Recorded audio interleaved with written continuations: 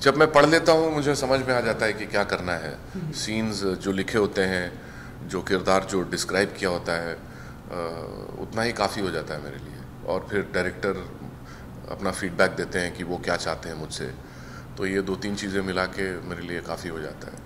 Script भी दमदार है, और उसके बाद मेरा क्वेश्चन उनके साथ सिर्फ इतना था कि देखिए स्वामी जी, मैंने स्क्रिप्ट पढ़ी है तो माइंड ब्लोइंग है, मतलब there is no two ways about it, the script is outstanding, but ये जो आपने लिखा है क्या है, आप इससे बना लोगे?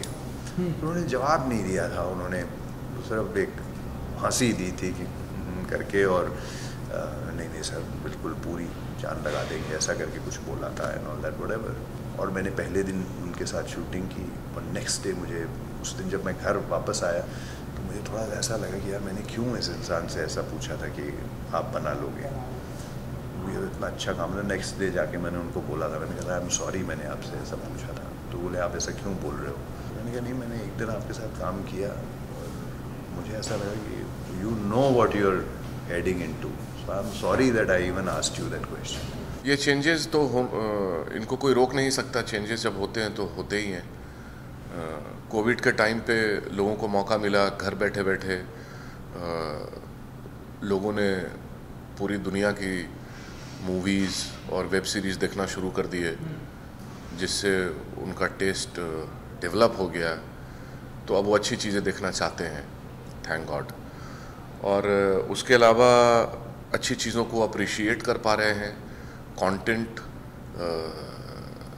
Is the king now. Content अच्छा है तो लोग देखना पसंद कर रहे हैं, अच्छे एक्टर्स हैं तो लोग देखना पसंद कर रहे हैं। तो ये एक अच्छा दौर है, वेब सीरीज़ का दौर भी बहुत अच्छा है, बिकॉज सिनेमा में बहुत कम लोगों को बहुत कम किरदार होते हैं, हीरो हीरोइन और विलन के अलावा, जिनके पास मौका होता है अपना टैलेंट दिखाने का, बिकॉज उतना वक्त उनको उनके किरदार को दिया नहीं जाता। मगर यहाँ वेब सीरीज़ में वक्त का कोई तकाजा नहीं, वक्त की कोई कमी नहीं। 8 एपिसोड का 9 एपिसोड हो सकता है, अगर अच्छे परफॉर्मर्स हैं, अच्छे सीन्स हो रहे हैं, होल्ड कर रहे हैं, तो उस पर काम किया जा रहा है, जिससे छोटे से छोटे एक्टर को भी मौका मिल रहा है कि वो अपना टैलेंट दिखा सके, जो बहुत ही इनकरेजिंग बात है। तो ये सब मिला के मुझे ऐसा लगता है कि बहुत अच्छा दौर है। ये एक ऐसी कहानी है और ऐसी फिल्म है जो कहीं ना कहीं डेंट मार सकती है, और मैं उम्मीद करता हूँ कि मारे तो मज़ा आएगा। डॉन का सफाया तो होना ही चाहिए, बिकॉज डॉन्स सोसाइटी में कुछ ऐड नहीं करते, वो सोसाइटी से लेते हैं पर सोसाइटी को कुछ प्रदान नहीं करते, इलीगल काम रहते हैं उनके, तो गवर्नमेंट उनको रहने नहीं देगी।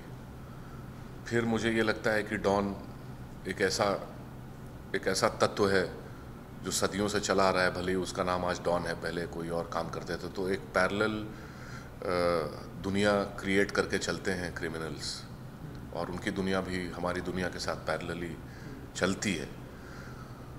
बहुत लेवल्स बड़े बड़े हो जाते हैं, कई बार लेवल इतने बड़े हो जाते हैं कि वो सरकार के साथ भी चलने लगते हैं।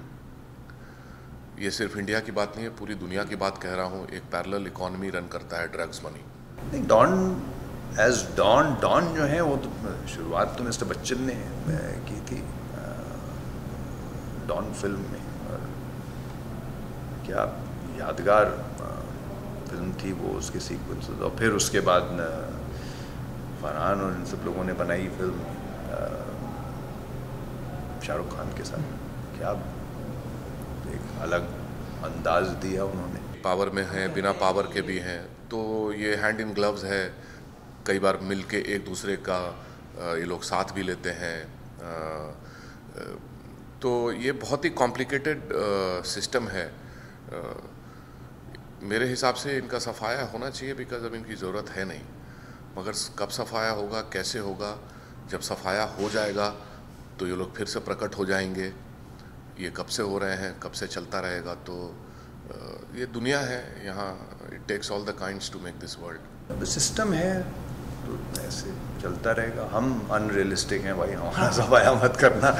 बट ये हर जगह पे हुआ है। अगर आप अमेरिका में भी देखेंगे, न्यूयॉर्क में और इन सब जगहों में, जहाँ पर सब कुछ जब चीज़ें एक पीक पे पहुँच जाती हैं, उसके बाद फिर सफाई होनी शुरू होती है। हम लोग ये रियलाइज़ नहीं करते हैं कि जब जड़ से चीज़ ऊपर आ रही हो उसी टाइम पे सफाई कर दो तो उस लेवल पे पहुंचने की ज़रूरत नहीं पड़ेगी। बट ये एक नेचुरल सी चीज़ रही है। अगर आप वर्ल्ड वाइड भी देखेंगे ये सब चीज़ें जो हैं ये एक पीक पे पहुंचती हैं, उसके बाद फिर उनकी सफाई होती है। तो थैंक यू सो